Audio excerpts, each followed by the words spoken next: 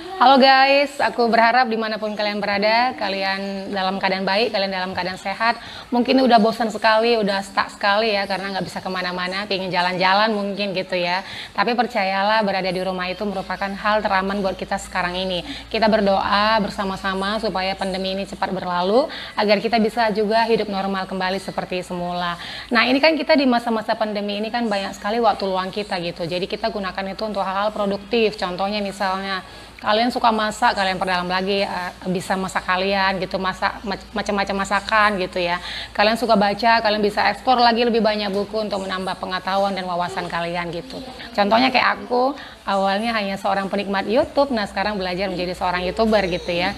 Walaupun masih banyak kesalahan gitu, tapi nggak apa-apa, namanya juga mau belajar gitu ya.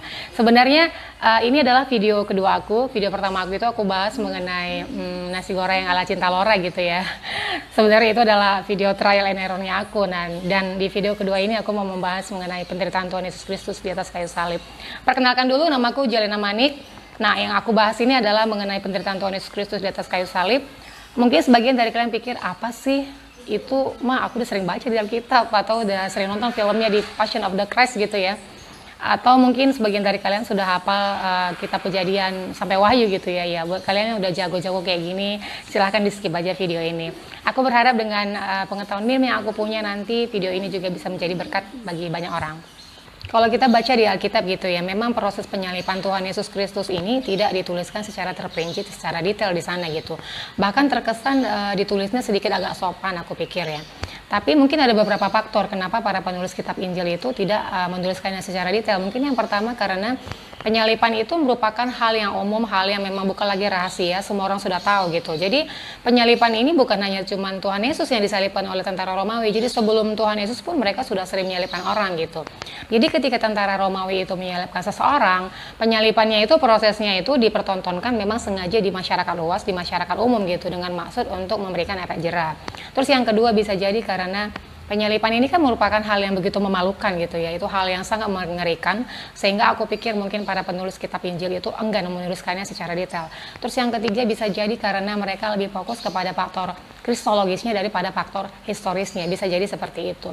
Tapi walaupun tidak dituliskan secara terperinci, secara detail di sana, penyalipan itu merupakan cara membunuh seseorang yang sangat brutal, sadis, kejam, mengerikan juga gitu ya, dan juga memalukan gitu. Makanya nggak heran juga ya, Tuhan aja, dia adalah Tuhan 100%, dia adalah manusia 100%, dia begitu sangat ketakutan. Dr. Lukas melukiskannya bahwa ketika dia berdoa di Taman Getsemani, dia sampai ketakutan, sampai itu darahnya, keringatnya itu udah menjadi darah gitu loh, saking dia begitu ketakutannya gitu. Aku juga melalui proses pengumpulan video materi ini gitu ya, sedikit mulai mengerti dengan ucapan Tuhan Yesus di Taman Getsemani ketika beberapa saat dia sebelum ditangkap oleh tentara Romawi. Dia bilang, hatiku sangat sakit seperti mau mati rasanya gitu, hatinya sangat sedih seperti mau mati rasanya gitu. Dulu aku nggak begitu mengerti, tapi setelah aku kumpulin video materi ini, aku sedikit mengerti gitu kenapa Tuhan Yesus mengatakan hal itu gitu. Karena memang proses penyalipan itu begitu mengerikan, begitu menakutkan gitu loh, sehingga dia saja Tuhan, dia memang Tuhan 100%, dia juga manusia 100%, dia begitu sangat ketakutan karena memang penyalipan itu sangat menakutkan gitu. Sebelum lebih lanjut gitu ya, aku mau menceritakan dulu mengenai latar belakang tempat peristiwa gitu ya. Israel pada waktu itu merupakan tawanan orang Romawi. Dia merupakan di bawah otoritas orang Romawi gitu. Walaupun Israel itu di bawah otoritas orang Romawi itu memberikan kebebasan untuk orang Yahudi mengurus perkara-perkara yang ada di orang Yahudi. Jadi mahkamah tertingginya orang Yahudi itu adalah mahkamah agama, itu merupakan parlemen tertingginya orang Yahudi. Jadi mahkamah agama ini adalah yang mengurus segala urusan orang Yahudi gitu. Tapi untuk memberikan hukuman mati kepada seseorang, orang Yahudi harus meminta izin kepada orang Romawi gitu. Dan yang melakukan hukuman mati itu juga adalah harus orang Romawi gitu. Nah, jadi aku juga mau membahas mengenai Herodes dan Pilatus karena kedua orang ini nanti memiliki peran ya dalam sedikit mengambil keputusan dalam penyalipan Tuhan Yesus Kristus gitu. Herodes itu merupakan raja orang Yahudi daerah Galilea dan Perea, sedangkan Pilatus ini adalah seorang gubernur Yudea dan Samaria gitu. Sebelumnya memang keempat provinsi ini merupakan di bawah satu kekuasaan, di bawah kekuasaannya Alexander Agung. Tapi ketika Alexander Agung meninggal, Nah, wilayah ini, keempat provinsi ini dia bagikan kepada putra-putranya. Yang pertama dia berikan kepada Herodes, itu adalah Galilea dan Perea itu. Sedangkan waktu itu namanya ada saudara tirinya Herodes namanya Arkelaus, itu dia berikan Yudea dan Samaria gitu. Tetapi Arkelaus itu tidak bisa menjabat dengan becus gitu, sehingga tentara Romawi itu memecat dia. Dia hanya menjabat selama 10 tahun gitu ya. Lalu diambil alih oleh kerajaan Romawi dan dipimpin oleh seorang gubernur gitu. Jadi Pilatus ini merupakan gubernur kelima untuk memimpin Yudea dan Samaria gitu. Dia langsung diutus oleh Kaisar Tiberius pada waktu itu. Makanya nggak heran kita baca di Alkitab gitu ya, Herodes dan Pilatus ini sedikit memiliki hubungan yang kurang harmonis gitu, karena memang posisi Pilatus ini sengaja diciptakan untuk menggantikan posisi saudara tirinya Herodes gitu, yaitu Arkelaus. Tapi dalam penyalipan Tuhan Yesus Kristus ini, Herodes dan Pilatus kembali memiliki hubungan yang harmonis gitu ya, karena pada waktu itu Herodes itu memberikan sedikit waktu atau memberikan waktu dia mewawancarai Tuhan Yesus, dan Herodes merasa ternyata otoritas dia dihargai gitu lah. Jadi melalui penyalipan Tuhan Yesus Kristus hubungan mereka mulai harmonis. Lalu kita bahas mengenai penyalipan gitu ya, ide siapa sih gitu loh, kok bisa punya ide membunuh seseorang yang menyalipkan gitu kan, itu mengerikan sekali gitu loh. Ternyata penyalipan ini berasal dari daerah timur. Nah, pertama sekali dipraktekkan penyalipan ini oleh bangsa Persia. Nah, bangsa Venesia, bangsa Kartago juga memang mempraktekkan penyalipan ini gitu. Nah, jadi pada waktu itu Alexander Agung ketika dia memperluas daerah kekuasaannya, itu kan dia menjajah orang Persia tuh. Nah, jadi sepertinya Alexander Agung ini terinspirasi dari orang-orang Persia gitu untuk menghukum seseorang gitu. Nah, jadi Alexander Agung membawa praktek penyalipan ini kepada orang Romawi pada abad 4 sebelum Masehi gitu. Orang Romawi sendiri tahu kok kalau penyalipan itu memang begitu mengerikan, memang begitu sadis gitu ya, sehingga pun orang Romawi jarang menyalipkan warganya sendiri gitu. Jadi penyalipan ini memang sengaja mereka buat untuk orang-orang asing, orang Kristen gitu ya, aktivis politik, nah tentara-tentara yang kehilangan kehormatannya gitu ya. Nah, memang penyalipan hanya diberikan kepada orang-orang itu gitu. Warganya sendiri pun mereka jarang salibkan gitu ya. Lalu orang Yahudi gitu, kenapa sih ingin sekali membunuh Tuhan Yesus gitu ya? Mereka begitu membenci Tuhan Yesus, kenapa sih, alasannya apa gitu? Sehingga pembunuhannya itu direncanakan dengan begitu sangat rapi, dengan begitu sangat rahasia, tepat sasaran sekali, tentunya juga dengan bantuan Yudas Iskariot gitu ya. Kenapa gitu loh, ingin sekali membunuh Tuhan Yesus gitu ya? Alasan pertama mungkin karena Tuhan Yesus itu kan berkhotbah di mana-mana, dia begitu sangat populer waktu itu, pengikutnya banyak, murid-muridnya banyak. Ketika dia berkhotbah itu, dia berkhotbah dengan sangat powerful, namanya dia Tuhan gitu ya. Jadi otoritasnya dari sorga gitu. Jadi ketika dia berkhotbah memang dia berbeda daripada pemuka-pemuka agamanya orang Yahudi gitu ya. Dia punya kuasa, namanya dia Tuhan gitu ya. Nah, itu mungkin membuat orang Yahudi iri sama Tuhan Yesus gitu. Terus yang kedua juga alasannya kenapa mereka tidak menyukai Tuhan Yesus.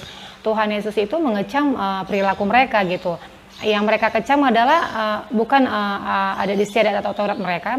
Tuhan Yesus itu kecam karena mereka lebih loyal kepada Taurat dan ada di istiadat mereka daripada Tuhan sendiri gitu. Terus yang ketiga yang membuat orang Yahudi ingin sekali membunuh Tuhan Yesus adalah karena Tuhan Yesus bilang, akulah Mesias gitu. Sementara Mesias itu merupakan raja yang akan datang untuk orang Yahudi gitu. Jadi itu sebuah penghinaan besar sekali. Sementara mereka tahu Tuhan Yesus itu adalah seorang Galilea, dia adalah seorang anak tukang kayu, terus tiba-tiba suatu hari brek datang, dia bilang akulah Mesias gitu. Jadi mungkin kita pada saat itu kalau ada di sana pun pikir, kok bisa dia bilang aku Mesias, padahal kita kenal, mungkin ada beberapa teman kecilnya juga gitu ya. Jadi itu memang merupakan hal yang begitu menghujat Tuhan mereka gitu, sehingga mereka udah sepakat untuk membunuh Tuhan Yesus gitu. Faktanya memang orang Yahudi takut dengan kepopuleran Tuhan Yesus gitu ya, karena dia sangat terkenal pada waktu itu gitu, semua orang juga tahu gitu, dia pengikutnya banyak gitu. Sehingga penangkapan Tuhan Yesus dilakukan, direncanakan pada malam hari sekali gitu. Nah, semua peristiwa ini terjadi di Minggu Palma. Minggu Palma ini artinya minggu memasuki Paskah gitu. Nah, ketika di hari Kamis malam itu Tuhan Yesus makan malam terakhir bersama murid-muridnya di upper ground. Setelah dia makan malam terakhir bersama muridnya di upper ground, dia pergi berdoa di Taman Getsemani. Tentunya juga dia membawa murid-muridnya ke sana. Dia berdoa di Taman Getsemani gitu. Nah, di Taman Getsemani inilah orang Yahudi itu melaksanakan semua rencananya untuk menangkap Tuhan Yesus gitu. Setelah dia ditangkap di Taman Getsemani, mereka begitu terburu-buru sekali, dia langsung diadili pada malam hari itu juga. Jadi pertama sekali dia bawa setelah dari Taman Getsemani, Tuhan Yesus dibawa menghadap Hanas, lalu kedua dibawa ke Kayafas, Habis itu ke Pilatus, dibawa lagi ke Herodes, kembali lagi kepada Pilatus, seperti itu. Malam hari itu juga dia langsung dibawa kepada Hanas. Hanas ini merupakan mantan imam besar dan dia juga merupakan mertua dari imam besar Kayafas gitu ya. Walaupun dia sudah dipecat oleh tentara Romawi, tetapi menurut orang Yahudi kalau sekali jabatannya seorang imam besar, artinya imam besar dia seumur hidup gitu. Jadi dia memiliki pengaruh yang besar juga terhadap orang Yahudi gitu ya. Walaupun secara resmi nanti Tuhan Yesus diadili oleh imam besar Kayafas. Dari imam besar Hanas, Tuhan Yesus dibawa langsung kepada imam besar Kayafas di mahkamah agama. Jadi di mahkamah agama itu sudah berkumpul para imam, memang kepala dan seluruh mahkamah agama sudah berkumpul di sana untuk memberikan kesaksian supaya Tuhan Yesus bisa dihukum mati gitu. Selain itu banyak juga saksi-saksi di sana untuk memberikan kesaksian, tetapi saksi-saksi ini ternyata nggak sinkron gitu satu dengan yang lain gitu. Jadi nggak ada alasan yang tepat untuk membunuh Tuhan Yesus gitu. Semua tuduhan yang diberikan kepada Tuhan Yesus pada malam hari itu di mahkamah agama, Tuhan Yesus tidak menjawab, dia hanya diam saja gitu.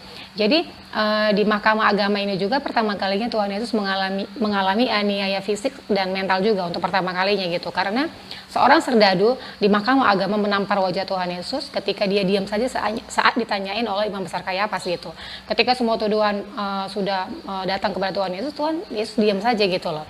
Jadi ketika ditanyain sama imam besar Kayafas pun dia diam gitu. Akhirnya seorang serdadu menampar karena merasa kamu kok nggak sopan sama seorang imam besar gitu ya. Nah lalu imam besar Kayafas berdiri di tengah-tengah sidang itu, dia langsung tanya Tuhan Yesus, apakah engkau Mesias? Terus jawab Tuhan Yesus, iya akulah Mesias. Sebuah jawaban memang sangat keren sekali aku pikir. Lalu imam besar Kayafas langsung sobek bajunya, dia bilang kita tidak perlu lagi saksi, kita tidak butuh lagi saksi-saksi yang lain, ini sudah cukup karena dia sudah menghujat Tuhan kita, dia sudah menghujat Allah kita gitu. Jadi imam besar Kayafas ini juga merupakan orang yang menghasut seluruh orang Yahudi, yang mengatakan bahwa lebih baik mati satu orang untuk seluruh bangsa gitu loh. Jadi dia memang sedikit jahat juga aku pikir imam besar Kayafas ini. Jadi di mahkamah agama itu akhirnya mereka sepakat untuk menghukum mati Tuhan Yesus gitu. Akhirnya mulailah para serdadu itu mencemooh Tuhan Yesus, mereka mengikat Tuhan Yesus, terus matanya ditutup gitu ya, terus mereka menamparnya, mereka meludahinya. Terus satu hal yang aku pikir sangat kurang ajar sekali gitu ya, mata Tuhan Yesus mereka tutup tapi mereka memukul dia lalu bilang kenali kami gitu. Itu kan mengolok-ngolok sekali gitu, sangat menghina Tuhan Yesus sekali. Aku pikir ini perbuatan yang sangat, mungkin tidak secara fisik tapi aku pikir ini sangat kejam gitu. Itu sangat mengolok-ngolok sekali, itu sangat perbuatan yang sangat hina sekali untuk Tuhan Yesus. Aku pikir mereka lakukan hal seperti itu. Sehabis dari mahkamah agama, pagi-pagi sekali Tuhan Yesus dibawa menghadap kepada Pilatus. Sebenarnya Pilatus di sini tidak mau mengadili Tuhan Yesus, dia mau memberikan Tuhan Yesus kepada orang Yahudi supaya diadili menurut adat istiadat orang Yahudi gitu. Tapi orang Yahudi ini terus mendesak Pilatus gitu loh, dengan memberikan tuduhan bahwa Tuhan Yesus itu menyesatkan mereka, Tuhan Yesus itu bilang supaya mereka jangan bayar pajak, Tuhan Yesus itu mengaku dia raja kami gitu. Walaupun dengan alasan-alasan ini yang diberikan kepada Pilatus benar-benar tidak menemukan kesalahan dalam diri Tuhan Yesus gitu. Sehingga melalui dari wawancara itu dia akhirnya tahu bahwa Tuhan Yesus itu ternyata adalah orang Galilea. Dan kebetulan pada waktu itu dia tahu Herodes ada di Yerusalem untuk merayakan Paskah. Akhirnya dia bermaksud untuk mengirimkan Tuhan Yesus supaya diwawancara oleh Herodes dengan maksud supaya mendapatkan keringanan untuk membebaskan Tuhan Yesus gitu ya. Nah, lalu Tuhan Yesus dibawa menghadap Herodes. Sebenarnya Herodes ini begitu excited dia ketemu Tuhan Yesus karena dia sebelumnya memang belum pernah ketemu Tuhan Yesus, tapi dia sudah banyak mendengar cerita mengenai Tuhan Yesus gitu. Dia sudah tahu bahwa Tuhan Yesus ini nanti akan melakukan banyak mujizat gitu ya, dan dia berharap juga ketika ketemu Tuhan Yesus bisa melakukan mujizat di hadapan dia gitu. Tetapi setelah dia bertemu dengan Tuhan Yesus di hadapan Herodes, Tuhan Yesus tidak melakukan apa-apa, Tuhan Yesus hanya diam saja. Walaupun begitu banyak tuduhan yang dilontarkan oleh orang Yahudi kepada Herodes tentang kejahatan Tuhan Yesus, tetapi memang Herodes tidak menemukan kesalahan dalam diri Tuhan Yesus gitu. Tetapi Herodes juga akhirnya mengizinkan untuk serdadunya itu pengawalnya mengolok-olok Tuhan Yesus. Karena dia tidak menemukan kesalahan Tuhan Yesus, akhirnya dibawa kembali lagi kepada Pilatus. Sehabis dari Herodes, Tuhan Yesus dibawa kembali lagi kepada Pilatus. Di hadapan Pilatus ini sudah berkumpul massa yang begitu banyak mendemo supaya Tuhan Yesus dihukum mati gitu. Sementara Pilatus ini tidak menemukan kesalahan sama Tuhan Yesus gitu loh. Sebenarnya dia berniat untuk membantu Tuhan Yesus, tapi kalau dia bantu Tuhan Yesus nanti dia akan diadu domba dengan kaisar gitu. Karena kan Tuhan Yesus adalah posisinya raja nih. Kalau raja itu kan artinya bisa mengancam kerajaan Romawi juga gitu.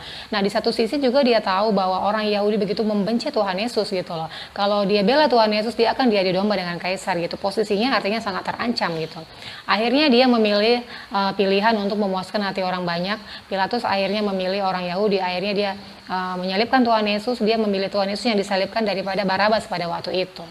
Kemudian Tuhan Yesus dibawa ke gedung pengadilan, dia mulai disesah di gedung Antonia. Di sana dia ditelanjangi, kedua tangannya itu diikat ke atas tiang balok di atas kepalanya gitu. Jadi seluruh punggung, pundak, dan kakinya itu dicambuk bergantian oleh tentara Romawi dengan sekuat tenaga.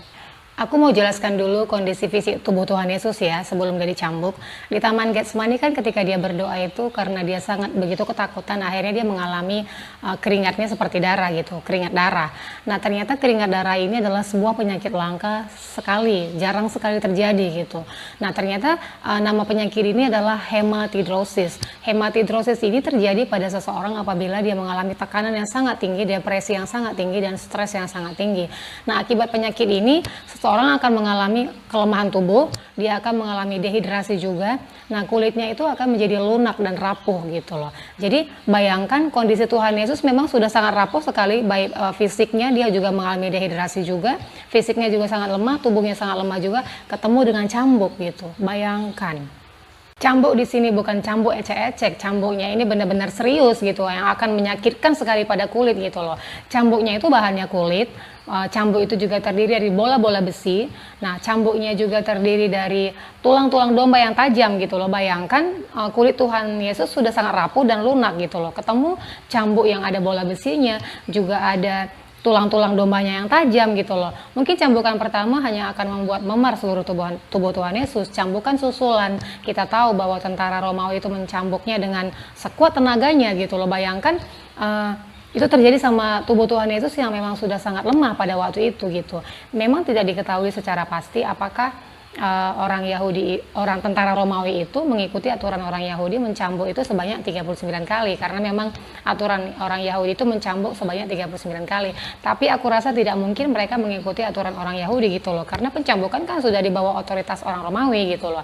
Nah, ternyata karena begitu saking kuatnya cambukan susulan ini menyebabkan itu tubuh Tuhan Yesus itu tercabik-cabik. Bahkan aku baca gitu ya, di punggungnya itu kulit punggungnya itu dan pundak punggung kakinya itu sudah seperti pita-pita yang bergelantungan, yang berlumur darah, sudah tercabik-cabik, hampir copot dari tubuhnya gitu. Aku nggak kebayang lagi seperti apa sakitnya itu yang Tuhan Yesus alami.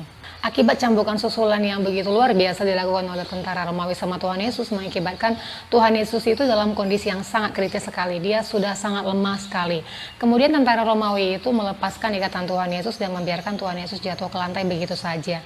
Tuhan Yesus sudah sangat basah kuyup dengan darahnya sendiri. Nah, kemudian tentara Romawi ini merasa geli gitu ngelihat Tuhan Yesus itu sudah tidak berdaya, sudah basah dengan darahnya sendiri. Terus dia bilang dia raja gitu. Mereka begitu geli gitu. Nah, akhirnya untuk melengkapi ejekan mereka ini, Tuhan Yesus mereka berikan jubah di pundaknya. Tuhan Yesus juga mereka mahkotai dengan mahkota duri, dan mereka memberikan tongkat buluh di tangan Tuhan Yesus sebagai tongkat kebesaran. Nah, mahkota duri ini mereka paksa benamkan di kepala Tuhan Yesus, artinya darah dari kepala Tuhan Yesus juga pasti bercucuran.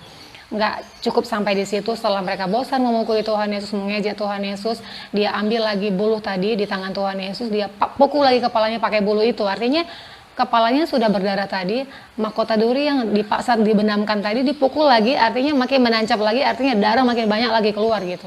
Nggak cukup sampai di situ, setelah bosan menganiaya Tuhan Yesus juga, setelah bosan memukul Tuhan Yesus, menghina Tuhan Yesus, mengolok Tuhan Yesus gitu ya, tentara Romawi itu kembali lagi menarik jubahnya itu.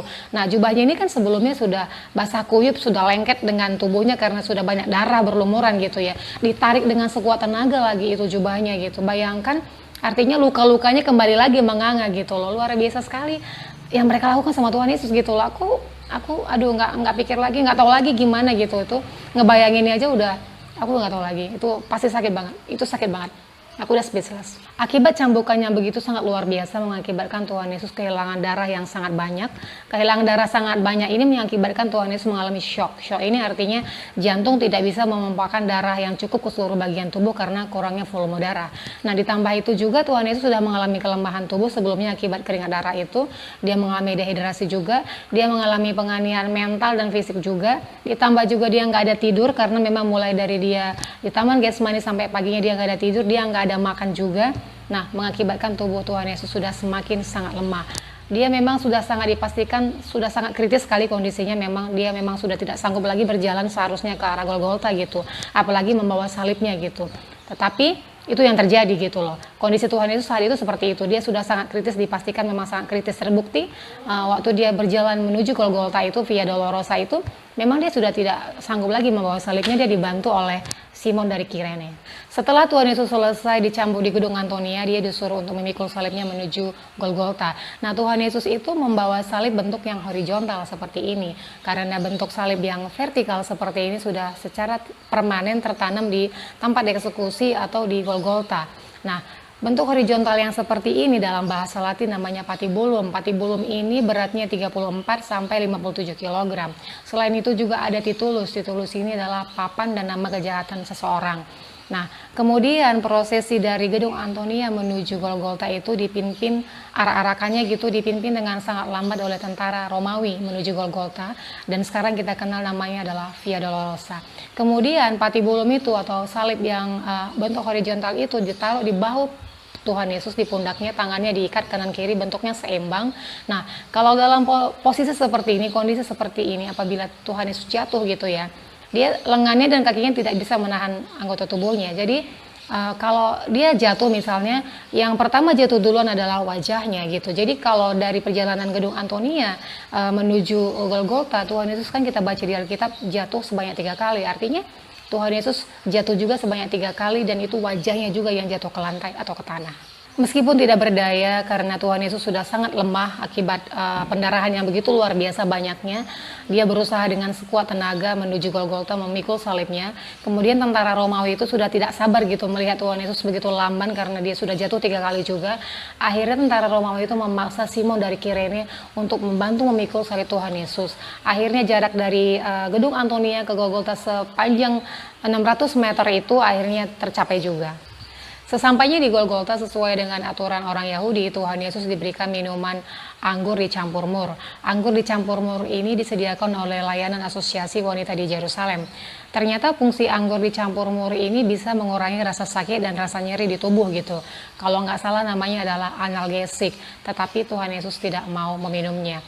Aku pikir mungkin dia tidak mau korupsi gitu. Setelah itu dia dilempar begitu saja di Golgota dengan posisi punggungnya di bawah gitu ya. Jadi bisa dipastikan luka-luka di belakang punggungnya itu kembali lagi menganga gitu loh. Jadi sepanjang penyalipan itu darah Tuhan Yesus tidak berhenti bercucuran dari sepanjang punggungnya gitu loh. Jadi sepanjang penyalipan itu darahnya terus-terusan bercucuran. Dengan tangan terentang tapi tidak begitu kencang, kedua pergelangan tangan Tuhan Yesus dipakukan pada kayu salib. Jadi dari buku-buku yang aku baca dari penemuan arkeologis yang sejaman dengan Tuhan Yesus gitu ya. Jadi yang dipakukan adalah di pergelangan tangannya di sini, bukan di sini. Karena kalau dia pakukan di sini, dia tidak bisa mengepal tangannya untuk memberikan kekuatan nanti pada saat menahan tubuhnya di atas kayu salib gitu. Tapi kalau dipaku di sini, dia nanti bisa mengepal tangannya seperti ini, bisa memberikan kekuatan dan menahan anggota tubuhnya pada saat dia disalibkan seperti itu. Selain itu juga panjangnya paku itu ditemukan dari hasil penemuan arkeologis gitu ya. Panjangnya itu 13 sampai 18 cm. Setelah kedua tangan Tuhan Yesus dipakukan di patibulum, sekarang kedua kakinya dipakukan di stipes. Stipes ini adalah papan untuk sandaran kaki Tuhan Yesus. Kemudian kedua kaki Tuhan Yesus itu diluruskan ke bawah, jari-jari juga semua ke bawah.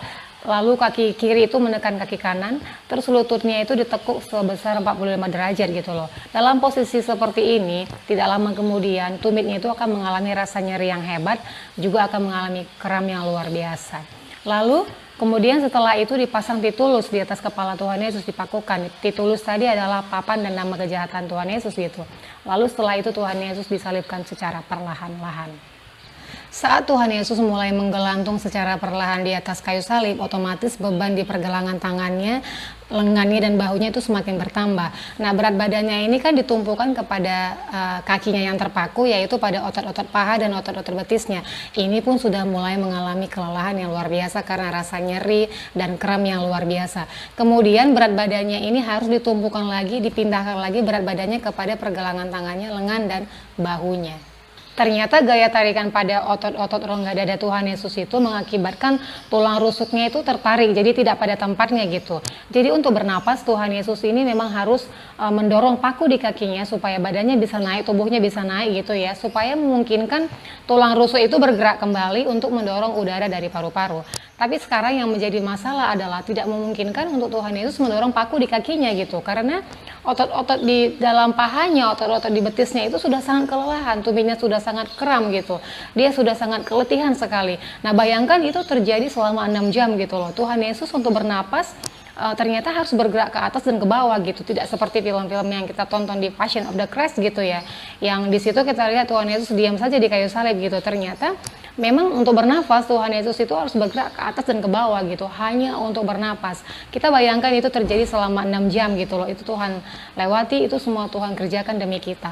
Untuk bernapas saja Tuhan Yesus begitu sangat bergumul, otot-otot pahanya, otot-otot betisnya sudah mulai kelelahan, lengannya juga sudah sangat kelelahan. Artinya kalau sudah kelelahan otot-otot paha dan betisnya dan kakinya, dia tidak bisa mendorong tubuhnya ke atas, artinya nafasnya juga perlahan akan habis gitu. Nah, di sela-sela penderitaan ini Tuhan Yesus mengucapkan 7 perkataan dia yang sangat ajaib di atas kayu salib. Kalian sudah pasti tahu perkataannya itu. Lalu perkataannya yang ke-6, sebelum dia menyerahkan dirinya kepada Tuhan, kepada Bapaknya di sorga, dia bilang sudah selesai. Tetelestai dalam bahasa Yunani, well done. Artinya misi penebusan dosa manusia telah selesai dikerjakan. Begitulah pengorbanan Tuhan Yesus buat kita, pengorbanan yang sangat luar biasa. Penderitaan yang dia alami itu semua lakukan buat kita. Dia begitu mengasihi kita, dia begitu mencintai kita. Jadi tolong jangan sia-siakan pengorbanan Tuhan itu. Buat kalian juga yang punya lebih dari yang aku videokan ini gitu, bisa komen juga. Jadi kita sama-sama saling memberkati gitu. Jadi akhir kata terima kasih aku ucapkan. Sampai ketemu lagi di video-video aku selanjutnya. God bless you all.